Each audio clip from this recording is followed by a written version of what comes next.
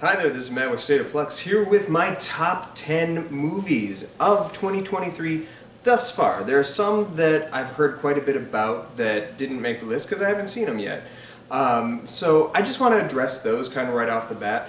This list will not include The Holdovers, Poor Things, Iron Claw, The Color Purple, Anatomy of a Fall, Zone of Interest, Suzume, Are You There, God?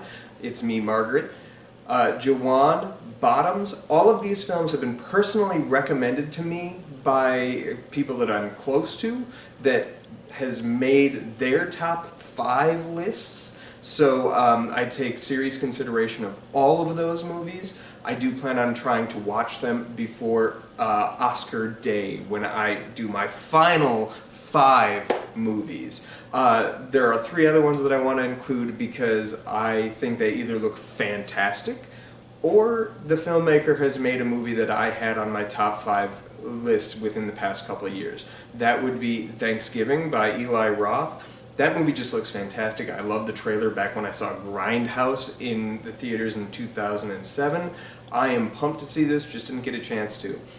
Hypnotic by Robert Rodriguez. I like his movies a lot more than most people do, and I love Ben Affleck. This is just a movie made for me with a great trailer, just never got around to watching it.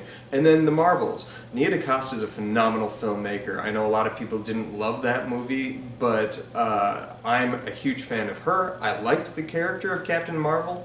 I love the character of Ms. Marvel in the comics. I haven't seen her show, but I do plan on giving that one a watch and review before I do my finalized. But as of now, for my December 31st top 10 movies of the year, we're going to deep dive into those. I'm going to give you a couple honorable mentions that just didn't quite make the list, and that would be Knock at the Cabin by M. Night Shyamalan, which is the best thing he's done probably since Unbreakable. Fantastic movie. The Deepest Breath, which is a documentary that is absolutely stunning. Watch it on Netflix. I believe it made the documentary shortlist, so it could be something that ends up getting nominated at Oscar season. Missing, which is a soft sequel or within the same world of Searching. Missing is a great thriller. It is so well edited. That is my pick for the movie with best editing this year, and I hope it gets acknowledged. And then lastly would be Ben Affleck's Air. That had quite a bit of thrust earlier in the year that's kind of been forgotten, which I was afraid was going to happen, but performance-wise, that is on fire. It is a good movie. It's hilarious. The dramatic beats work, and it has some of the best use of montage I've ever seen in a film. So check those 4 out. But moving on to my top 10 films. I'm going to do this in alphabetical order, okay? So, in my number 1 recommendation would be Barbie.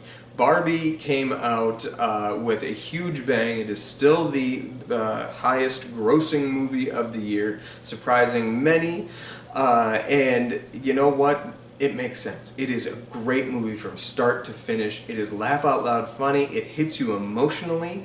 It is something that is so relevant to so many different people if they just give it a chance. Now, I have talked to some people who felt like it was a little on the nose in what it was trying to say, but you know what? We kind of live in a world where not being on the nose has done nothing to help us out. So maybe being a little on the nose is excusable in some cases.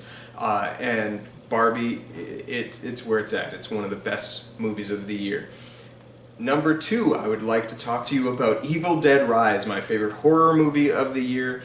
This carries on the franchise spirit in exceptional ways.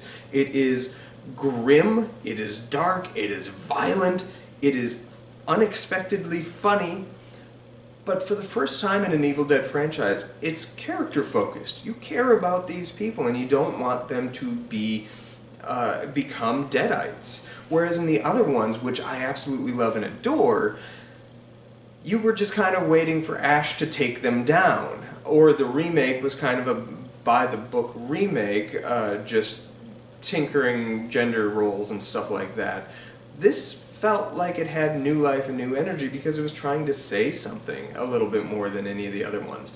I loved Evil Dead Rise. It's my second favorite Evil Dead movie of the entire franchise, and it's, I think, one of the best horror movie franchise out there, second only to the Scream franchise. Alright, in third, I want to talk to you about Godzilla Minus One. Japan really knows how to make these Godzilla movies. They've been doing it for 60 years at this point, and this is one of their three finest renditions of Godzilla.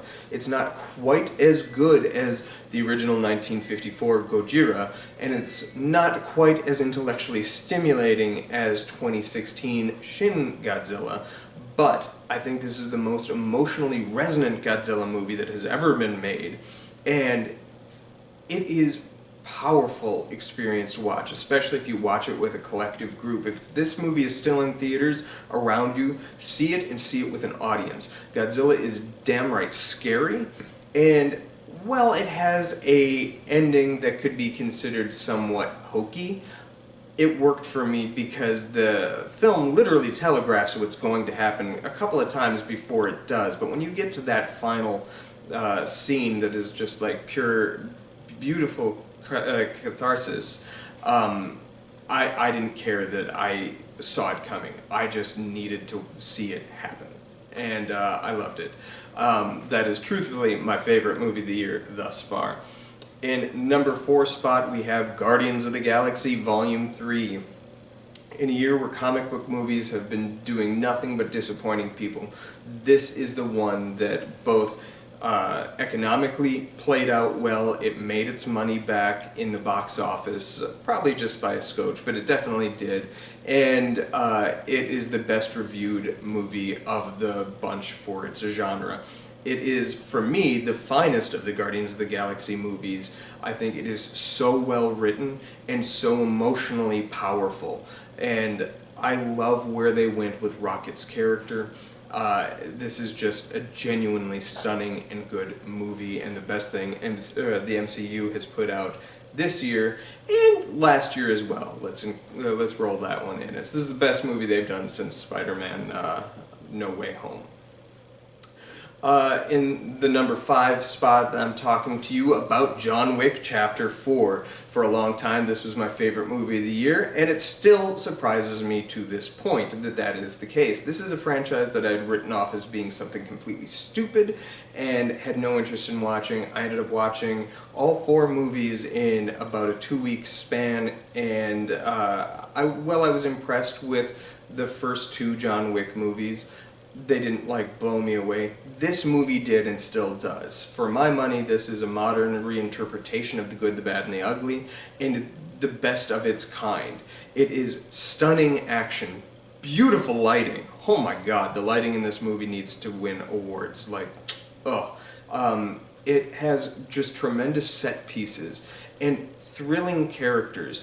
The only character that I think is a little lackluster is the John Wick character, but by design he doesn't talk very much. He's just kind of there to be gritty and get his vengeance, and he fulfills that role quite well. But I absolutely loved John Wick Chapter 4. If you are an action fan, this is the movie for you to watch. Alright, in the number 6 spot, I'm going to talk to you about Love at First Sight. This is a Netflix rom-com, and easily the best thing that they put out this year as far as original films go. I quite loved Love at First Sight. It's totally down to Haley Lou Richardson, I believe is the actress's name. She is so damn charming, as is her romantic lead that she's acting opposite of. But this movie kind of zigs when it ought to zag in very unique and interesting ways.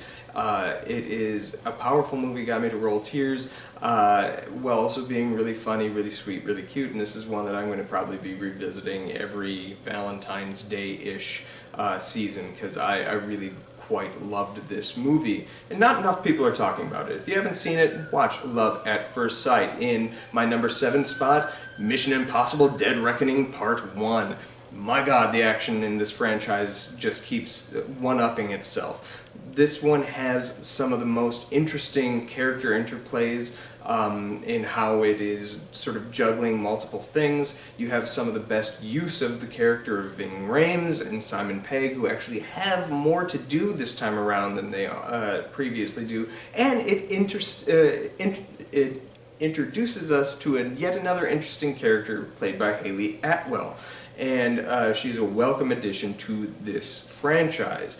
Needless to say, absolutely love this movie. I think this is the best of its franchise. This is something you're hearing quite a bit with Evil Dead, with Godzilla in a lot of respects, with John Wick, Guardians of the Galaxy, Mission Impossible. This is a year of delivering the franchise bests for a lot of these films, and it's because these movies didn't necessarily play it safe. They took chances, whereas some other films that had high-profile franchise releases this year didn't take as many chances, and maybe that's why they weren't as successful and didn't make my list. But Mission Impossible Dead Reckoning Part 1 is a good time you will enjoy.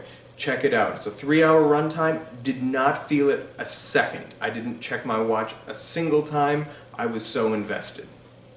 In the number 8 spot, we have Past Lives. This was a quiet film that kind of came out earlier in the year, around summer time, that sort of explores the idea of what could have been in another lifetime in a really interesting way, as two characters who are madly in love with each other in their youth reconnect for the first time in 20-some-odd years.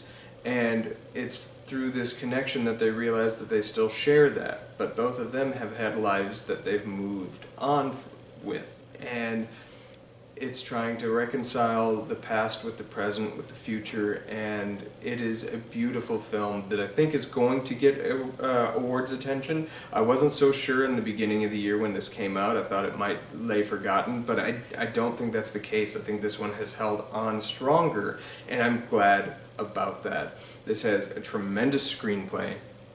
I think it's my favorite screenplay of the year, second only to Barbie, and it's a powerful film. It's very soft, it's atmospheric, it's experiential, but one that has lingered with me quite a bit. In the number 9 spot, we have Saltburn. This is Emerald Fennell's movie that you will have a response to, good or bad. You will watch it, you will remember this movie. Now, it has been over-talked about, I think, by film Twitter and the Tickety Talk, but it's one that I do think discussion is kind of earned around. And it's, for me, something I absolutely loved. I think it's a stunningly beautiful, great character piece with some fantastic acting by many of the cast members, but particularly Barry Coogan, who is just fantastic. If I were to lament one criticism towards this film is, upon reflection, it does seem to have a weird thing to say. Like, this is a family of 1%ers who traditionally are the villains of said story, and this is a movie that kind of makes them look not as... It humanizes them in very kind of positive ways and kind of attacks the middle class, which is a choice. There's definitely a reading where that is what this film is saying. However, as far as unexpected thrillers go, this is one of the strongest of its kind. When it was just being a drama for the first 3/4 of the film, I was fully invested. When it became a thriller gradually and then suddenly, I was invested. I loved this movie, and I hope you get a chance to check it out. It is currently streaming on Prime Video. And then, lastly, is an unusual choice, an unusual entry, because this is one that you can watch from home on the very platform you're watching me on. This is Patrick H. Willems put together. He's a YouTuber that does a series of documentaries deconstructing cinema, and he put out earlier this year a complete 90-minute deconstruction of the current state of cinema called Who Killed Cinema? A Murder Mystery. Now, some people might not consider this a movie. It was never released theatrically, but that's hogwash. This is one of the most compelling pieces of media that I have watched at all this year. This would make my top 5 if I were to make a top 5 list, and it may well make that at my Oscar wrap-up when I finalize my top 5 films of 2023. If you have not watched Patrick H. Willems and his videos, this is a great one to jump into. He is a masterclass artist at deconstructing whatever it is he's taking on. Now, oftentimes they have quite a bit of humor to them, as this one does, but he puts together a compelling argument of how cinema has led to this point in time. And the common refrain of cinema is dying is hard not to acknowledge as there's becoming more and more truth. Box office returns are getting smaller and smaller for a multitude of reasons. He deep dives into that in this retrospective that spans decades. It is so well constructed, and I urge you to watch this video, and I will leave a link to it in the towel section down below, as the Super Carlin brothers say. I'm a YouTubing fan, and I think it's something that we should celebrate. If you have watched a YouTube feature-length video, even if it is in documentary form, that should count, and I think this one does. So, check out Patrick H. Willems' Who Killed Cinema? A Murder Mystery. And before I leave this video reach its conclusion, I'm going to talk to you about the worst movie of the year, which I think is Haunted Mansion. As far as the year goes, I haven't seen too many straight out-and-out bad movies. Most of what I've seen has been either unimpressive or dull, but not outright bad. I think the only 2 movies that I've seen that are just straight up bad movies are Haunted Mansion and a little independently made animated film called Mummies. Well, that one is thoroughly unimpressive. It at least had ideas and notions to it. This film, Haunted Mansion, seems void of them. All this film has going for it is Lakeith Stanfield. His performance almost makes this film work, but everything else about it is just drab, and it's so dark you can hardly see what's going on. It's just thoroughly disappointing. When Haunted Mansion is one of the most celebrated rides in Disney history, they've made this movie a couple of times, and the best turnout that they've had for it is when the Muppets took a stab at it, and it was a 50-minute special, and even that wasn't up to the Muppet standards. I don't know how Disney can't get their most impressive ride right cinematically. It should translate well. It's kind of a story-driven ride to begin with, so I don't know how they can't just do this.